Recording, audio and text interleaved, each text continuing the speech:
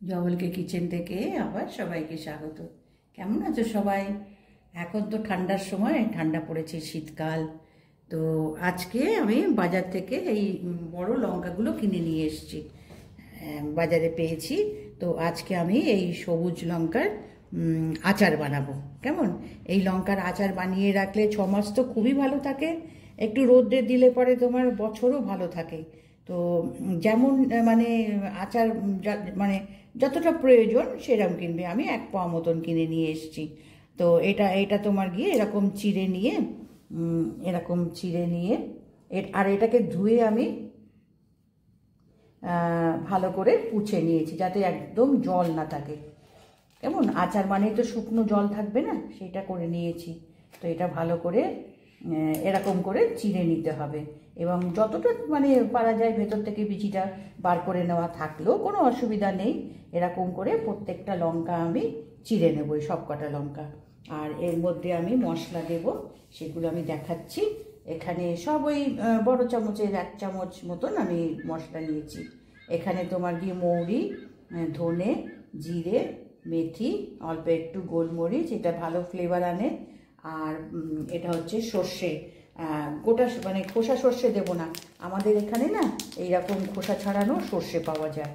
তো সেই সর্ষেটা আমি এই আচারে ব্যবহার করব। এই দেখো প্যাকেটে সুন্দর এরকম পাওয়া যায়, মানে খোসা তার মানে এর মধ্যে পড়বে না। এই যে মানে খোসা ছাড়ানো ডাল, এটাকে মানে সর্ষের ডাল বলছে, এরকম সুন্দর। তো এই সর্ষের ডাল, এটা হচ্ছে জোয়ান, আর এটা হচ্ছে কালো জিরে। এগুলো তোমার গিয়ে ভালো ফ্লেভার আনে। এগুলো তোমার গিয়ে পেস্ট করব না, এটা একটু করব পরে, কেননা এগুলো একটু ভালো করে শুকনো খোলাতে ভেজে নেব। আর এটা তোমার গরম, মশলাগুলো গরম থাকতেই দেব। সর্ষে তো, যার জন্য বেশি ভাজবো না। আর যেহেতু আচার, সেই জন্য একটু ভিনিগার দেব। আর মানে টক ভাব আনার জন্য এটা হচ্ছে আমচুর, ম্যাঙ্গো পাউডার। আর তেল তো লাগবেই, নুন হলুদ সেগুলো পরে দিচ্ছি। তো আমি এবার শুরু করি। কেমন? তেলটা আমি বসিয়ে দিই, ভালো করে গরম করে নিতে হবে তেলটাকে। আর এইগুলো সমস্ত শুকনো খোলায় ভেজে নিতে হবে। আর আমিও এই লঙ্কাগুলো এইভাবে আমি দেখালাম, যে পুরো চিড়বে না, পুরো চিড়লে একটা আলাদা, কেননা এটা অল্প চিড়ে মশলাগুলো সব এর মধ্যে ভরতে হবে। মশলাগুলো আমি করে নিয়ে আমি দেখাচ্ছি মশলাটা। তোমার চিড়ে দিলে কি হয়, ভাগ হয়ে যায়। আর মশলা যদি এরম করে চিড়ে নিই, তাহলে এই মশলা যে করব, সেই মশলাগুলো এর মধ্যে ভরে আমি তেলে দেব। তা আমি এগুলো করে নিই, এটা চিড়ে নেব, এটা ভেজে নেব, নিয়ে গ্রাইন্ড করে নিয়ে তারপরে আমি বাকিটা আবার সব দেখাচ্ছি। এবার আমি মশলাগুলো সব মোটামুটি, মানে খুব বেশি মানে যেন পুড়ে না যায়, এমন করে এটা করতে হবে। এবার আমি এটা একটু হয়েছে, এবার এর মধ্যে আমি সেই সর্ষের ডালটা দেবো। এটা কিন্তু বেশি ভাজতে হবে না, মানে এই গরমেই আমি এখন বন্ধ করে দিচ্ছি। বন্ধ করে দিলাম, দিয়ে এর মধ্যে এই সর্ষের ডালটা দিচ্ছি। এটাও তোমার একটু বেশি, ওই যে মশলাটা নিয়েছি তার থেকে একটু বেশি দিলাম সর্ষের ডালটা। এটা আমরা এখানে দোকানে কিনতে পাই, যার জন্য ওই সর্ষেটা দিলে পরে তাহলে এর সঙ্গে মানে যে মশলাগুলো দেখিয়েছি না, যে মৌরি, ধনে, জিরে, মেথি, এইগুলোর সঙ্গে ওই সর্ষেটা দিতে হতো। যেহেতু এটা ডাল, সেই জন্য এটা দিতে হচ্ছে না। এই গরমেই তোমার গিয়ে মানে ভালো এটা সেঁকা হয়ে যাবে। এর মধ্যে আমি পরে এটা এর মধ্যে আর একটু, এটাও তোমার গিয়ে ভালো একটা ফ্লেভার আনে, যার জন্য এটা দেওয়া। এটা অবশ্যই দিতে হবে, মশলার একটা ভালো গন্ধ আসে। এটা হচ্ছে জোয়ান, এটাও তোমার গিয়ে ওই 1 চামচ মতন। এগুলো সব 1.5 চামচ 2 চামচ এরকম করে নিয়েছি। তো মানে ধনে একটু, জিরেটা বেশি, তার সঙ্গে একটু মৌরি এরকম নিয়েছি, সেটা একটু আন্দাজ করে নিতে হবে। কেননা আমি লঙ্কাটা 250 নিয়েছি, সেই 250 অনুযায়ী আমি এই মশলাটা নিলাম। তো এটা আগে নামিয়ে রাখছি।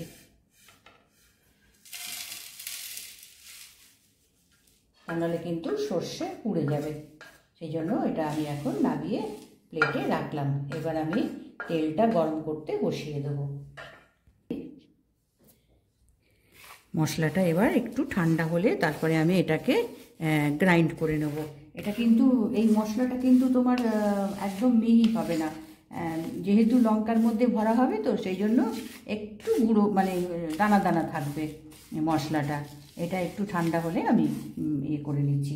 আর এদিকে আমি তেল বসিয়েছি, তেলটা ভালো গরম হলে পরে, ধোঁয়া ওঠা হলে পরে একটু ঠান্ডা করে এই মশলার সঙ্গে মেশাবো, সেটা আমি পরে দেখাচ্ছি। কেমন? এবার আমি মশলাটাকে গুঁড়ো করে নিয়ে এসেছি। দেখো বেশি ফাইন না, কিন্তু একটু দানা দানা থাকবে, তাহলে মশলাটা যখন ওর ভেতরে ঢুকিয়ে একটু মানে মজবে, খেতে বেশি ভালো লাগবে। আচ্ছা, এবার আমি এর মধ্যে মশলা মেশাচ্ছি। এবার আমি এখানে নুন দেব।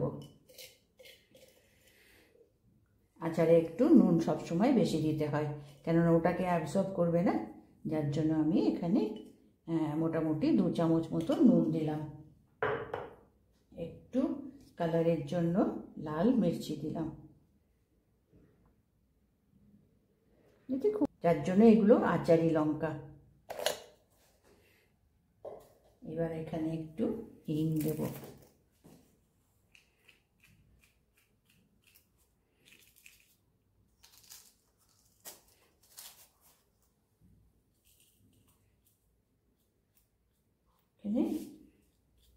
আধা চামচ মতন, আধা চামচে না, ছোটো চামচে আধা চামচ হিং দিলাম। আর এটা ভালো ফ্লেভার আনি বলে কালঞ্জি, এখানে কালঞ্জি বলে, আমরা বলি কালো জিরে। এবার আমচুর পাউডার,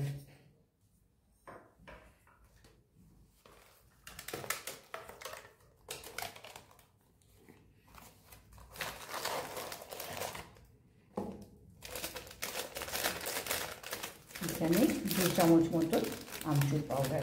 এটা তোমার মানে মশলাটা শুকনো থাকবে, শুকনো শুকনো এর মধ্যে ঢোকানো যাবে। এবার এর মধ্যে এই তেলটা যে আমি গরম করেছি, এখানে একটু 2 চামচ তেল দেব, তা নাহলে ভেতরে তো ঢোকানো যাবে না, সেই জন্য এখানে আমি একটু তেল দিয়ে দিলাম।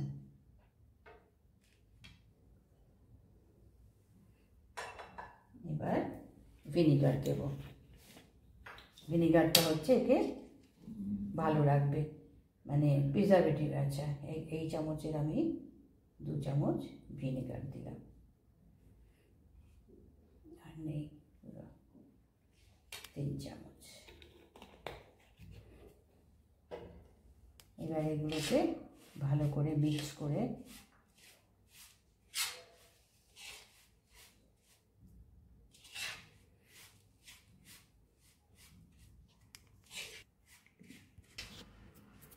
এবার মশলাটা আমি ভালো করে মিক্স করে নিয়েছি। মশলাটা কিন্তু ভালো করে মিশিয়ে নিতে হবে। হিং, আমচুর, নুন, তারপরে তোমার হলুদ, লঙ্কা গুঁড়ো সব ভালো করে মশলাটাকে মিশিয়ে নিতে হবে। এবার এই লঙ্কাগুলোকে একটু তোমার দিয়ে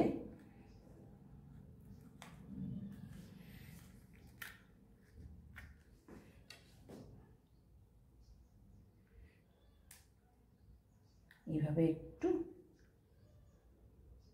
ফাঁকা করে নিয়ে আস্তে আস্তে এগুলোকে, মশলাগুলোকে এরকম করে ঠেসে দিতে হবে, যতটা মানে ঠাসা যায় মশলা। আর বেশি কি করলে কিন্তু আবার এগুলো লঙ্কাগুলো ফেটে যাবে। এই যে চেরা হয়েছে না, এই যে এক্ষুনি দেখো না, একটু মানে প্রেশার পড়েছে তো সঙ্গে সঙ্গে তোমার গিয়ে ফেটে গেল এই জায়গাটা। অবশ্য অসুবিধা নেই, এবার তো তোমার মশলাগুলো দিয়ে তারপরে তেল দিয়ে তো তা রাখা হবে। আর 2 দিন যদি একটু ভালো রোদ্রে দেওয়া যায় তো খুবই ভালো, মশলাগুলো রোদ পেয়ে তোমার গিয়ে ভালো একটা মজে যাবে, ভালো গন্ধ ছাড়বে।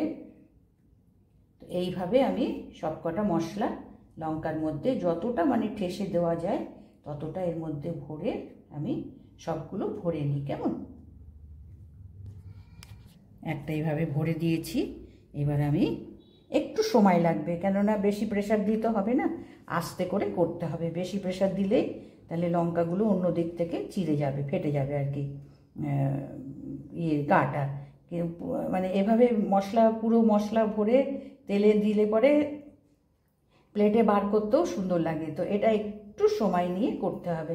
একটা দেখো পুরো ভরে দিয়েছি মশলা, এভাবে আমি বাকিগুলো তোমার ভরে নিয়ে তারপরে তেলের মধ্যে দেব।